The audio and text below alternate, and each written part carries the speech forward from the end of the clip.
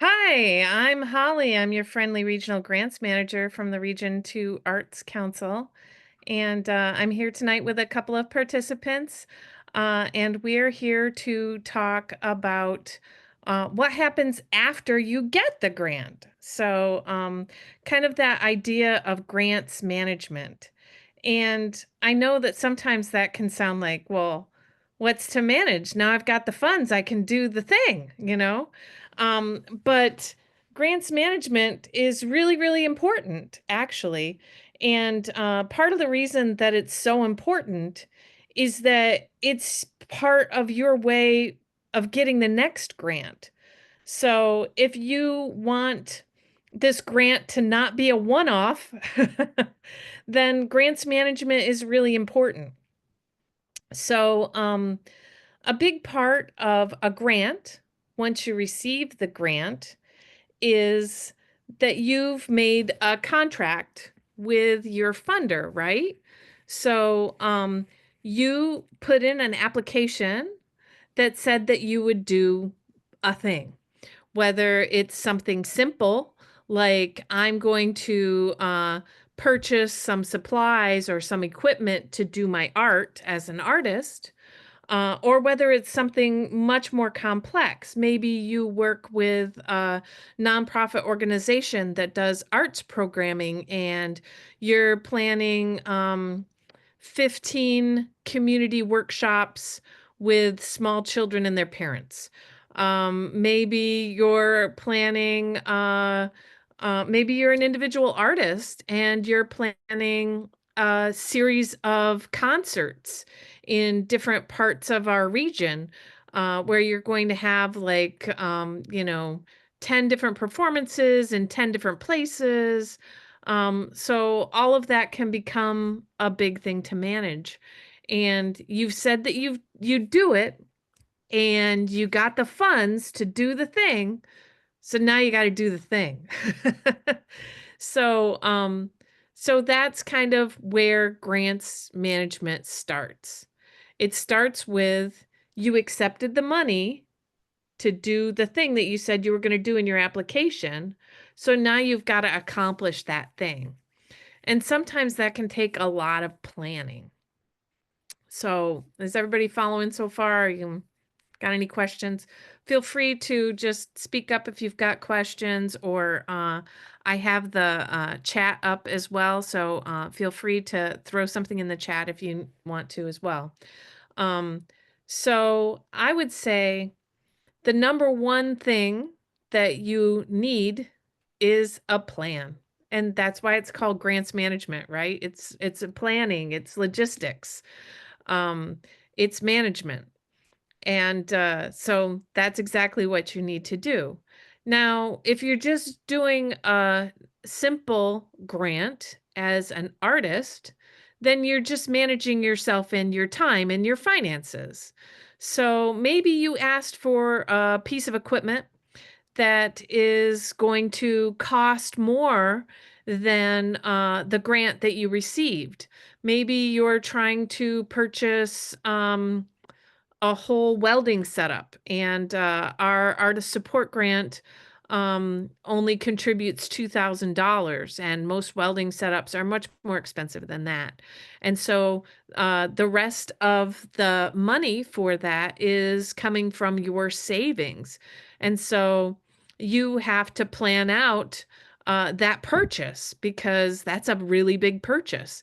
And yes, you just got this $2,000 from us to help, but that's not enough. You've got to make sure that you have the rest of it, available and ready.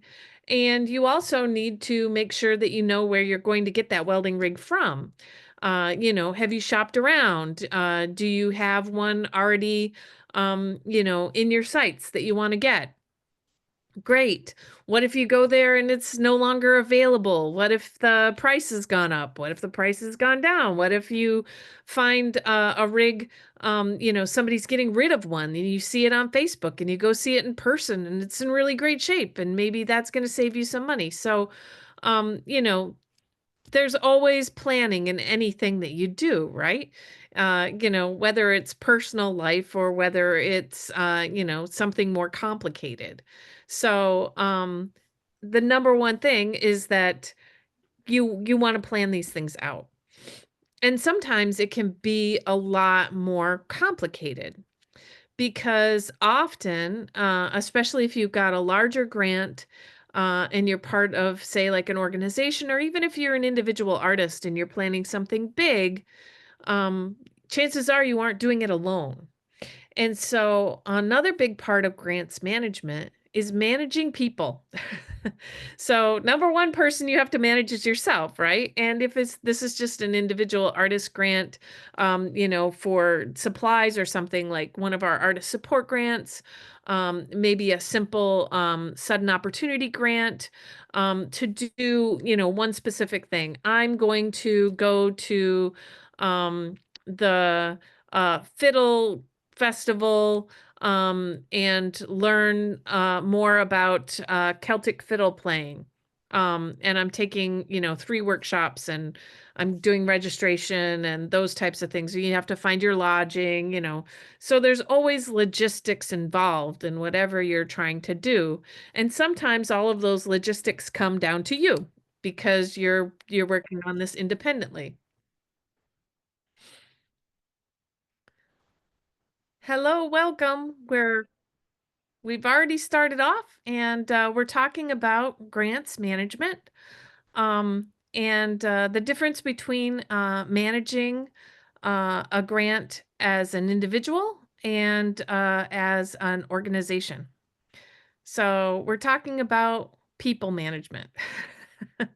So, like I said, as a individual artist, that one person that you're probably managing is you.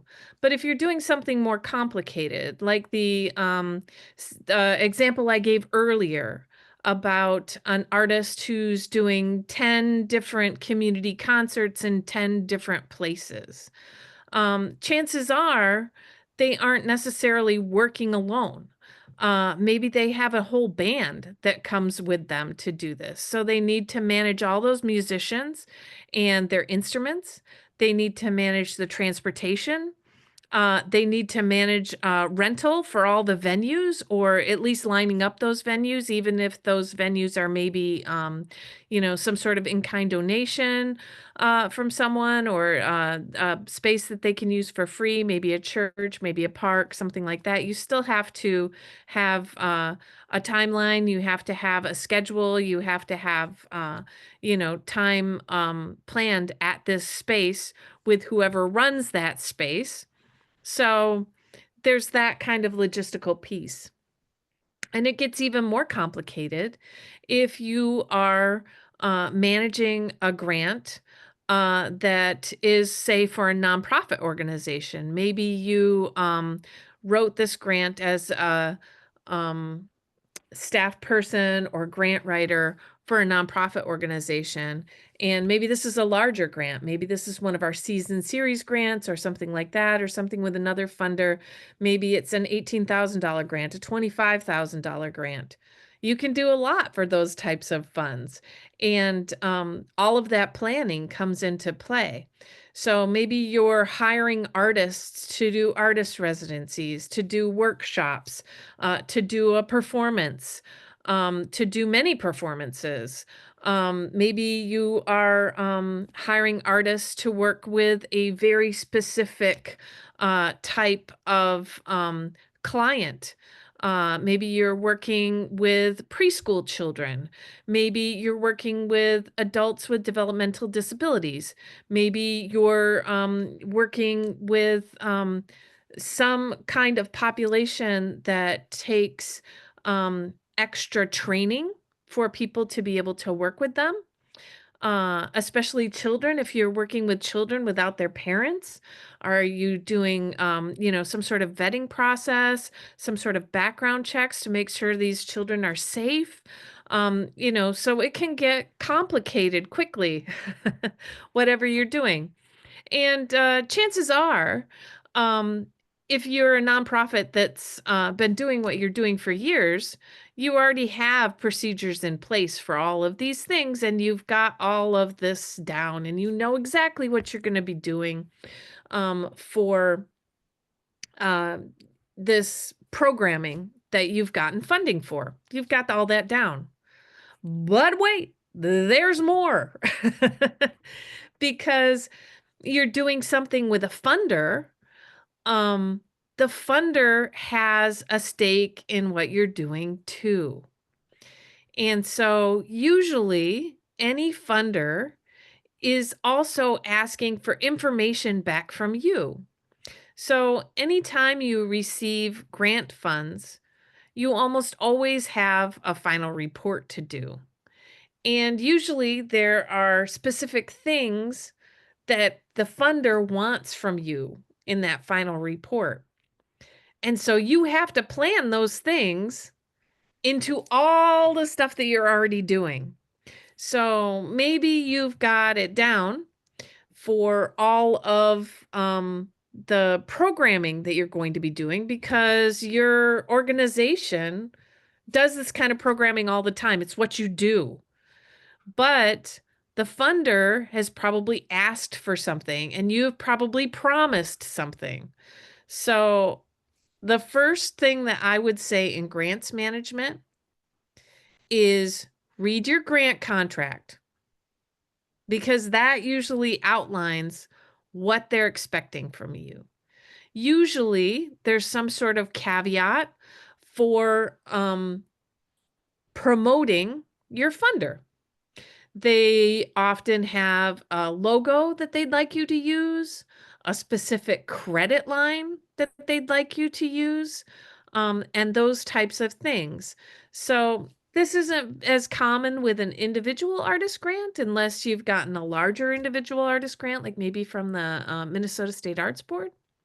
But it's certainly something that is almost always asked for with a grant, like a larger grant for a nonprofit.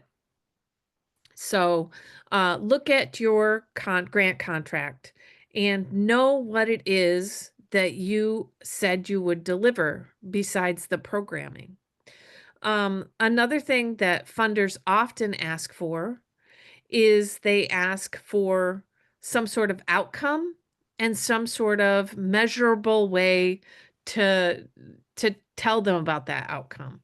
So maybe you've promised to do surveys, participant surveys.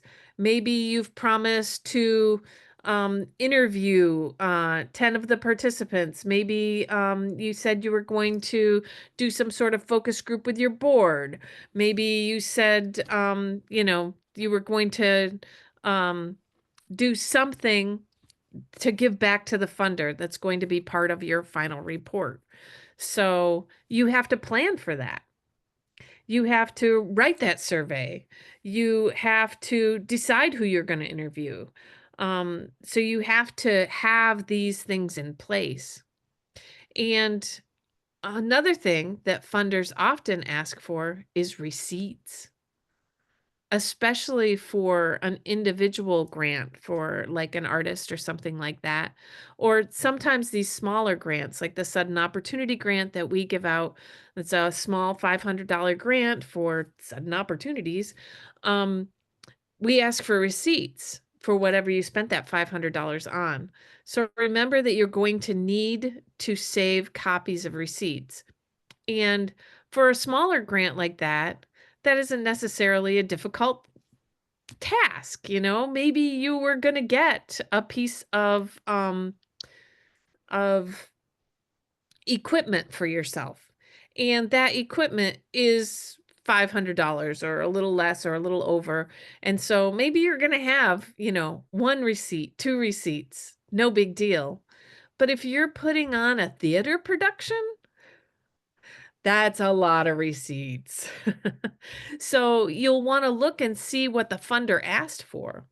Like for us, for our season series grant, we only ask for large receipts. We ask for receipts of things for $500 and over. So you don't have to keep all of your receipts. You wouldn't have to keep, receipts for like thread and needles and things that you might use for costume making. But we would want a receipt for that theater rental venue, that's going to probably cost $1,000 or something, or maybe even more, depending on, how long you're going to be there. If you're going to rehearse there, that's probably a large expense. So you're going to need to produce a receipt for that, or a contract or something. So remember to keep documentation on the money that you've spent, because often it's asked for. And even if it isn't asked for, um, you know, specifically, it's still things that you want to make sure that you have on hand in case you ever get audited. Um, some grant makers do random audits. Most grant makers do random audits. And most nonprofits usually try and audit themselves at least once a year. So, you're going to need that documentation for your auditors anyway.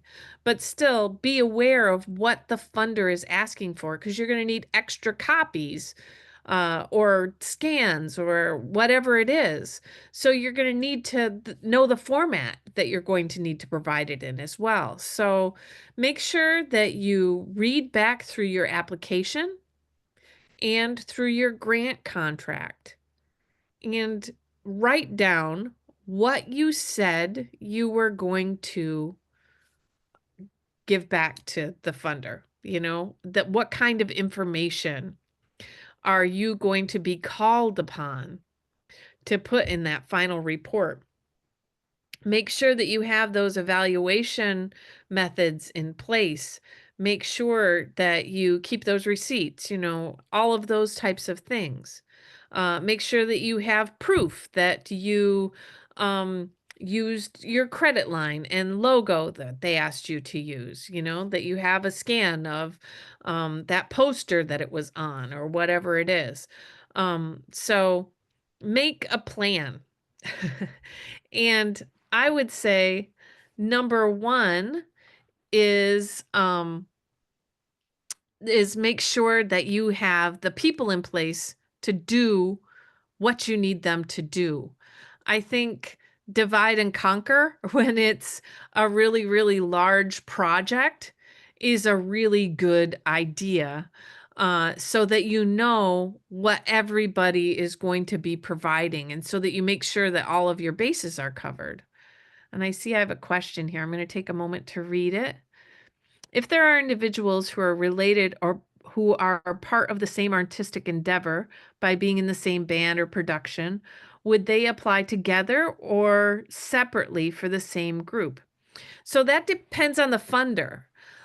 For us, we have our grants separated into grants for individuals and grants for organizations. And so if you're in a band, you would probably apply as an individual, and then you would bring your band members with you into your project. Like, say you were applying for one of our Artists Engage community grants. These are $6,000 grants that we offer in our region, and we're expecting the artists to go out and engage the community. So we're expecting that probably the artist, maybe they're going to do this by themselves, but maybe they're going to need other artists. So we ask about who the collaborators are. And so you can provide information about your band members. You can pay your band members as well as yourself. So that would be the way that would work. But with like a theater production or something like that, often theater companies have a 501c3, so they could apply as an organization. And that's how we see most of our theater people apply, is that they apply as an organization, as a 501c3 arts organization and a nonprofit organization. And then they do they do it that way.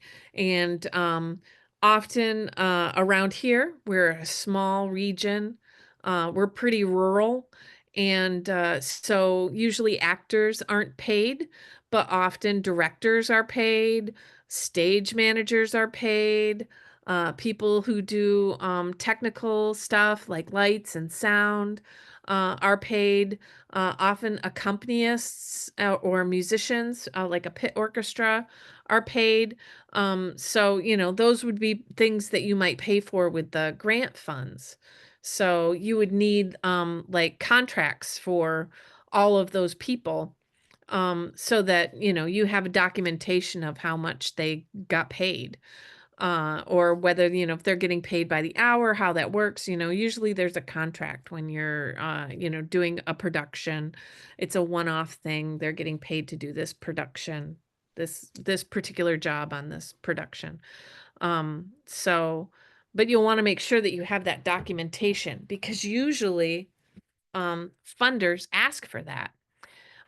So that's how that would work. Are there any other questions before I blather on? I have one. Yeah. So basically, I asked for like three major things in my grant, but it only covers two. Do I still have to prove that I did that third thing, or do I just have to prove that I spent all $2,000? Well, uh, you have to show us that you spent the $2,000. And if it's been a huge change, we do have a policy where you can uh, get a change form. I can assign you a change form, and you can tell us, how your activity has changed. So if you said you were going to do three things and now you're only going to do two, that might be a pretty big change. So you might want to talk to your funder about it, which I guess would be us, Yeah. and and and get a change form so you can tell us about that. So, and the reason that we do it as a form instead of like an interview is because then it's documented, basically. So we have it as part of our database, and we can use it in our reporting and those types of things. So that's how we do it as a funder. We have a change form. Okay, I think I'll But shoot you an email to make sure I approach it the right way, so I give you more details. It's probably yeah, I think that would be a great way to start. Yes, absolutely. Shoot me an email. That would be fantastic. okay. Yes. And here you are tonight, which is fantastic. This is a great way that you are reaching out to your funder. And that is also something that is really important in grants management, because usually you're looking for that next grant, whether it's going to be, next year because you're trying to maybe fund something every year. Maybe like we talked about, like theater companies, maybe they want you to fund a production every year. So you want to keep that relationship with your funder friendly, you know, and good. You want that relationship to grow. You want them to fund you again. And even if you're an individual artist, maybe you um aren't expecting to be funded for another couple of years. This is good for you now, and maybe in a couple of years you'll apply again. Well, you want to keep that door with your funder open. You want to keep a good relationship with them. And there's a lot of great ways to do that. And this is one of them. You're doing one right now. Congratulations. Good job. You're attending one of our webinars. Fantastic. Um, but other things that you might be able to do is follow their social media so you know what they're doing. If they have like a blog or a YouTube channel or a newsletter or whatever it is, find out what kinds of communication they do. You can usually look that up on their website and make sure that you keep up with them, because it's important to build a good funder relationship. You want um you want to have a good relationship with your funder, and the funders want to have a good relationship with their grantees, um because we want to fund you again. I mean, that's the big thing. um often funders don't have enough funds to fund everybody that they want to fund. I mean, really, if we had the funds, we would fund all comers. We really would. But we just don't have those funds, and that's what makes grants competitive, unfortunately.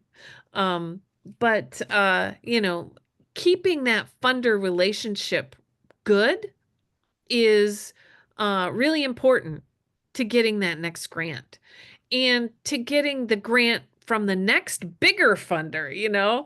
So, like I said, we're just a small regional arts council, but we're a good stepping stone to larger funders. Like if you want to apply to the Minnesota State Arts Board, if you want to apply, to the National Endowment for the Arts, if you want to apply for a McKnight Fellowship, if you want to apply for a Jerome Fellowship, sometimes we're a good stepping stone. And honestly, it looks good on your resume. So the more times you've been funded by different funders, the better it looks to the bigger funders. So, it's just like any kind of resume. Uh, you know, uh, if you've worked at a Fortune 500 company, then more Fortune 500 companies will look at your resume and be impressed. If you've worked with famous people, then other famous people will be interested in what you're doing. So, it's really important to keep those relationships good with your funder. And the best way to keep your relationship with your funder good is communication. Make sure you're communicating with them. So let's talk about what happens when things go wrong. Okay. So um, you've made your plan and you've got all your people who are going to be doing all the different reporting parts, and you've got somebody working on that survey, and somebody's going to take care of the survey. You've got somebody else that's taking care of the publicity and making sure that that logo and credit line are on there, and everything seems to be going great, and then something happens. Maybe you have a family emergency, or one of those people has a family emergency. They have to drop out on what they're doing. You're going to have to find somebody. You can't find anybody. This thing is happening. Maybe you're going to have to contact your funder and let them know that things are going to be delayed. Maybe a pandemic happens. I mean, that happened just a few years ago, and that upset everything for everybody, the funders and the grantees. Everybody was like, "No, what do we do? We've got no audiences. We can't leave our houses." Um, that made things difficult, and people had to pivot. And the the really important thing was that the funders and the grantees communicated with each other. You know, um, the funders didn't have to wonder, is this going on? They can't be doing this because nothing's open. There can't be people out. It's a pandemic. But they didn't know until the grantee got back to them. Maybe they even sent out a email or something, or put something on their website or whatever, saying, if you're funded by us, we understand that, you're going to have to pivot. Here's some resources about doing a performance online, if you're doing a performance or something like that, to help people, pivot during that pandemic time. But if they didn't hear from you as a grantee, then they didn't know what was going on. They didn't know if there was going to be a performance. They didn't know if you'd spent the money. They didn't know what was going on. And so it was really important at that time to communicate with each other. And honestly, that's important all the time. It's always important to communicate with your funder. So, Anne just reached out to me a moment ago, and said, something might have changed in my funded activity, that's great. That's what you need to do. Um, Even if your funder is huge, even if they're, the state government, the federal government, something huge and bureaucratic, uh, you still need to reach out and tell them when there's a large change. It's important. You don't want to be caught out in not doing what you said you were going to do, because that can lead to misuse of funds, and that's a road you never want to go down. So, usually with a funder, you've signed a grant contract, and that grant contract says that you're going to do X, Y, and Z, and the funder's going to do ABC. And the funder expects you to follow that contract. And that's why it's important to read the contract. Um, but if something has changed and something's going to be delayed, or you had to pivot and change something, drastically, you need to contact your funder and let them know. And depending on who your funder is, that can be easier said than done. The bigger the funder and the more bureaucratic the funder, often the harder it is to communicate with them, because there's often many different people that you could contact, and it's hard to figure out which one it is. Often, even if it's a smaller funder, maybe it's a small family foundation. Maybe they only work 1 day a week. Maybe they only have one person in the office 1 day a week. I mean, so you have to look on the website and see, what their hours are, um, what their preferred mode of communication is. Do they have a form where you can type in an email or something like that? Do they say to call them via voice? Do they give you a text number? Um, you know, Usually there's something that tells you how to contact them. And often it's on your contract. It's part of your contract. So one of the first places to look is on your contract. Usually there's contact information on there. There's somebody that signed the contract from the from the funder. Sorry, from the from the funder, from the funding source. Um, so there's somebody's name on that contract that's not just yours. And so, look there first for contact information.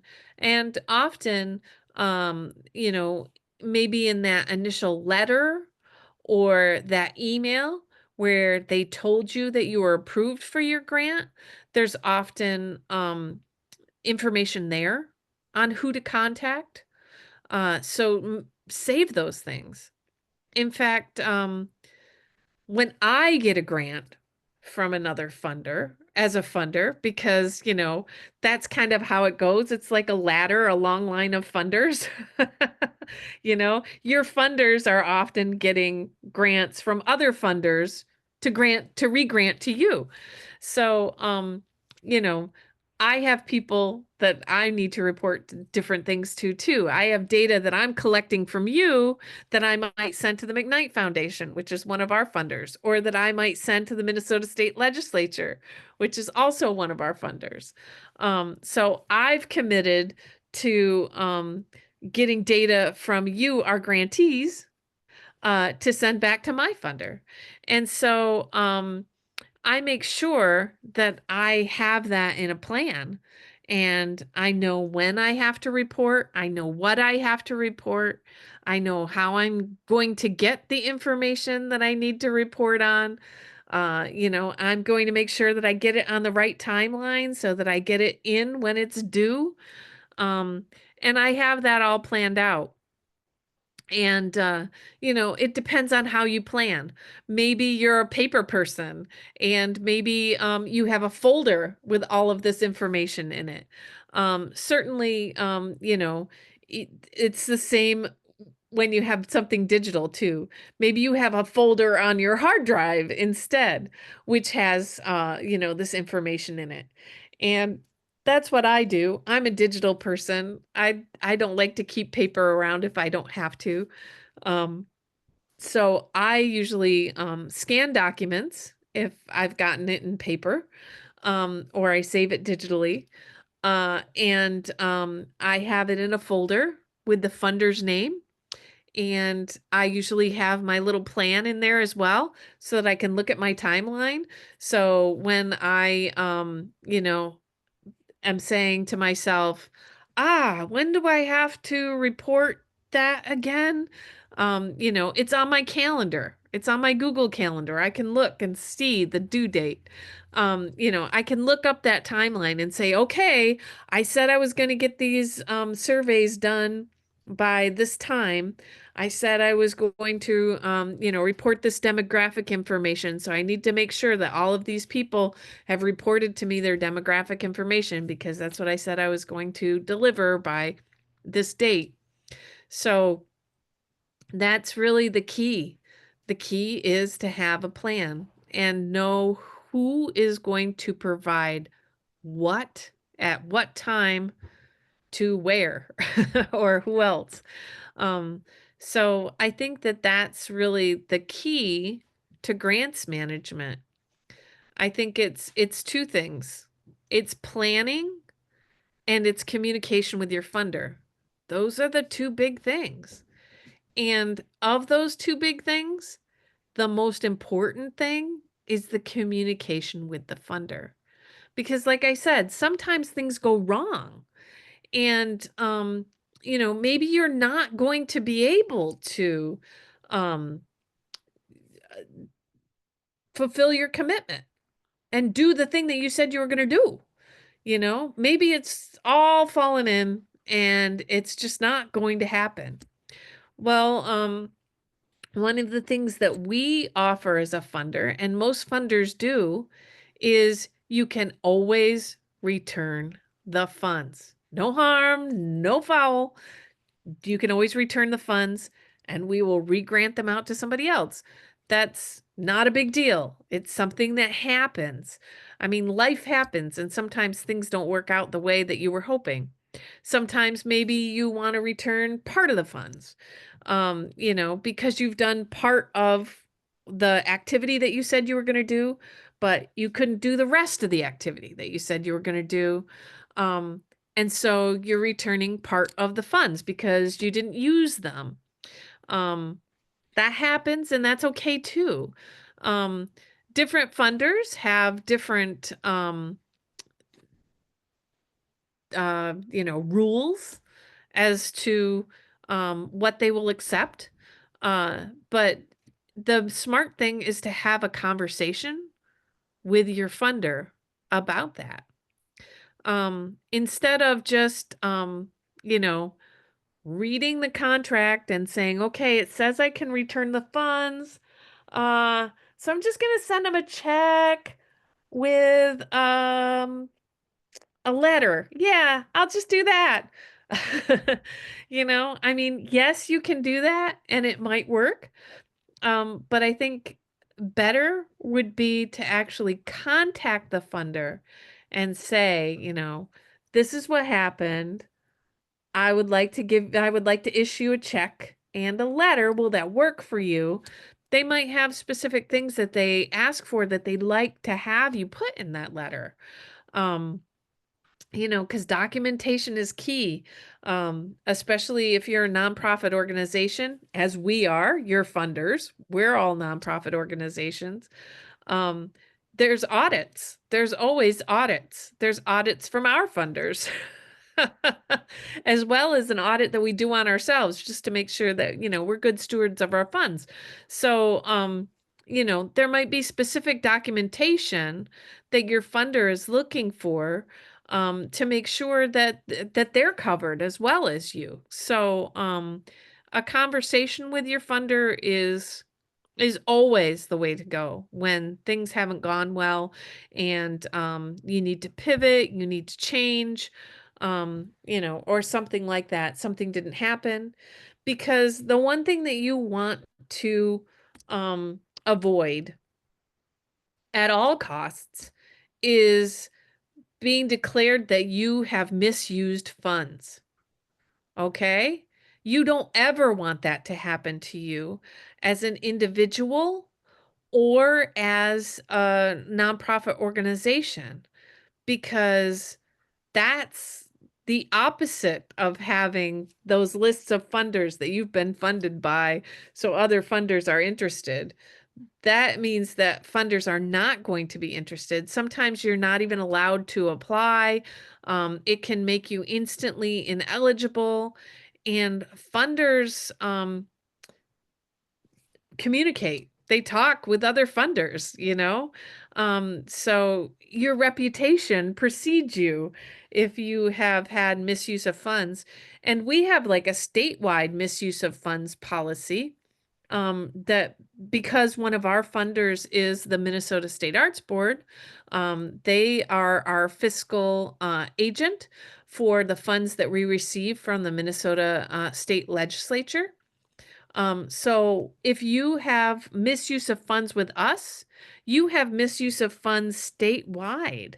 You can't apply to us, but you also can't, you're going to be ineligible for our grants for maybe like a period of time. It's usually like 1 to 3 years. You also can't apply to other regional arts councils, to the Minnesota State Arts Board. So a misuse of funds can be a big deal, and often it can also be a misunderstanding. So contact your funder if you think that that is something that's, you're in danger of, and figure it out with your funder so that you avoid misuse of funds. And usually it's as easy or as difficult as returning the funds. Now, sometimes you've spent the funds. They are gone, gone, gone, long gone, and you uh didn't accomplish what you meant to accomplish. Uh that happens sometimes. Um, and that is usually where you run into the misuse of funds. So you said you were going to deliver XYZ, and you didn't even deliver X, and you've spent all the funds. And that's usually where misuse of funds comes in, because there was a contract that said, you're going to do XYZ, we're going to do ABC. We held up our ABC end. Where's the XYZ? Okay, if you don't have the XYZ, then where are the funds? And sometimes to avoid misuse of funds, to avoid that stigma, um, some funders are pretty lenient, and you might be able to do something like a payment plan or something like that. Um, but that communication is so key. You really, really want to have good communication with your funders, and you want to, have a good relationship with them. Because like I said, when you have a good relationship with your funders, it gets you other bigger funders. Once you've had a successful grant with us, you look better to the next bigger funder. Like maybe you want to apply for the Minnesota State Arts Board next and get more funds through them. So, it's like building your resume. And so having those good relationships with your funder can be priceless. I mean, it can be what makes or breaks your organization. And I have seen, nonprofit organizations crash and burn because they were mismanaged, and they mismanaged their funding, and sometimes not in a criminal way necessarily, but just from pure ignorance from, you know, just purely failing at what they said they were going to do, not because of any, criminal intent to run away with the funds or anything like that, but just because there was incompetence. It happens, especially when you're starting out. Maybe you're a young organization, and you don't know what's going on, or and things just got out of hand and didn't happen. It happens, and then you get misuse of funds, and then you can't get other funding, and then the whole thing collapses.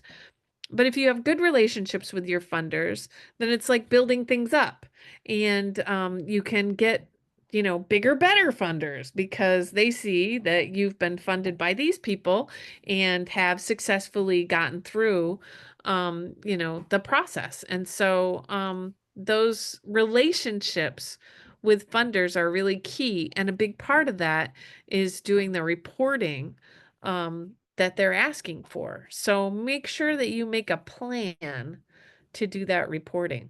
So we're coming up on, about 10 minutes left. Does anybody have any more questions for me while we're here doing this thing, talking about grants management? Anybody got any questions?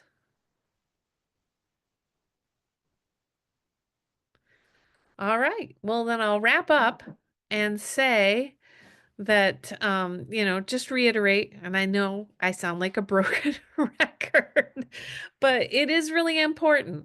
So, number one, make your plan, do that management part, do that grants management. Make sure you read that contract and you read what you said you were going to do in your application and do that thing. Okay? That's the most important part. Make sure you do all the things that it says in that contract. Any kind of publicity that they're asking for, any kind of, uh, you know, demographics that they're asking you to collect, any kind of outcomes and evaluation measures that you said that you were going to collect. Make sure that you have a plan for all of that in place, and make sure that you know who is doing what, because oftentimes, you might not be the one who's doing the publicity.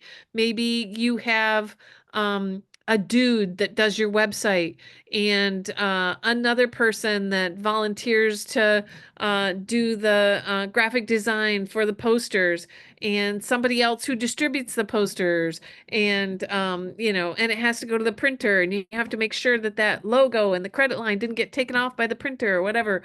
I mean, you have to manage these things. And so everybody who is part of that process has to know that that credit line and that logo need to be on there.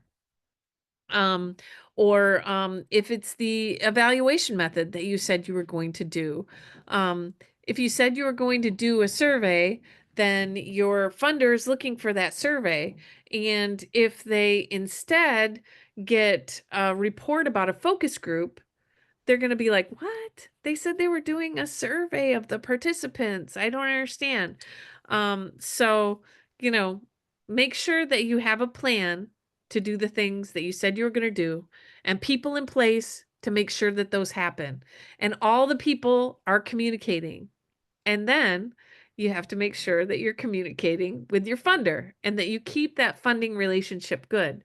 Because a big part of keeping that funding relationship good is making sure that you report on the things that you said you were going to report on, and deliver the things that you said you were going to deliver. And that means keeping your receipts, if that's something that your funder has asked for. So, make sure that you have a plan to gather all those things, and make sure you write that final report. And before we go, we've got 10 more minutes. I'd like to talk about final reports. So, especially with individuals, so artists who are applying, oftentimes we don't see their final reports come in. Well, not often, actually, less and less since we've made our final reports um, more user friendly and hopefully less scary and asking for less things. We've tried to make them much easier to complete, and we do see a lot more of them. But sometimes we don't see a final report. And then that makes you ineligible for applying for any of our funding until you get that final report into us. And we're really lenient in, you know, if it takes you 10 years to get that final report to us, we will still accept it and make you eligible to apply again. But not all funders are that way, and that can damage your relationship to your funder. So make sure if you're not going to get that final report in on time, that you contact the funder, ask for an extension if you need to.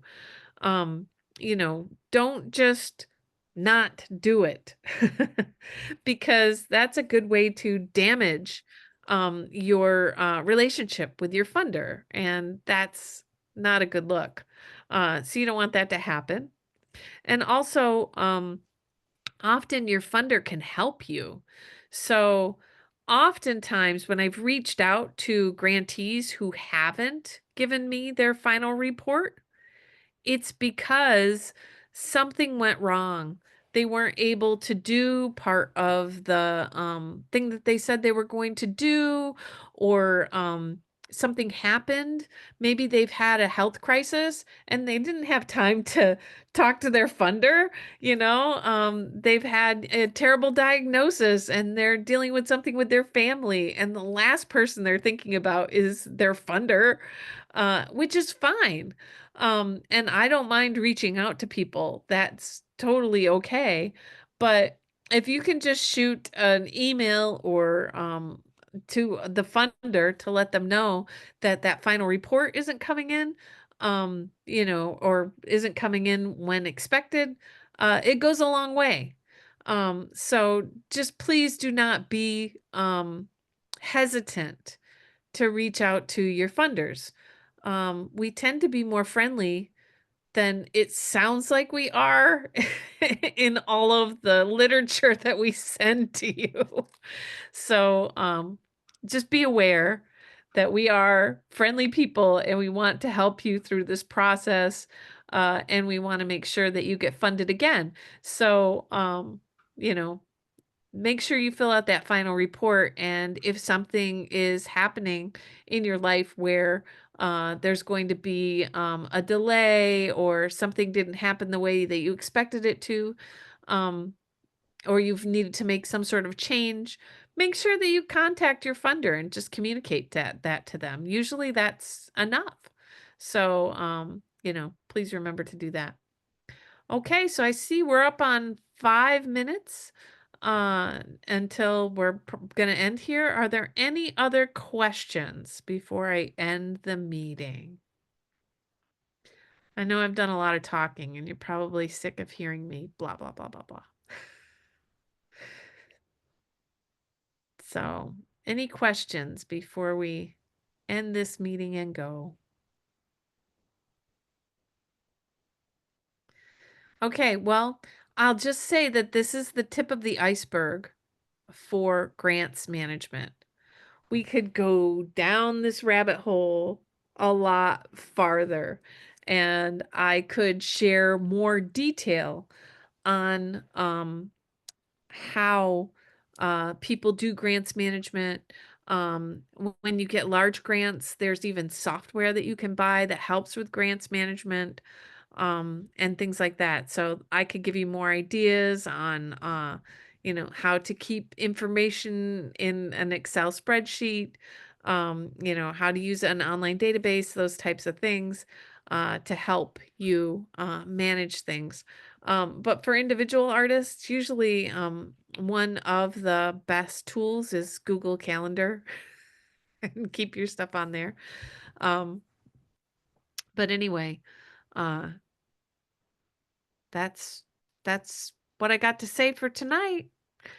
If you want more information on grants management, feel free to reach out to me. Um, it is what I do. I'm the grants manager. So uh, I always have more information to share. So feel free to reach out. Any other questions? Okay, I'm going to stop the recording.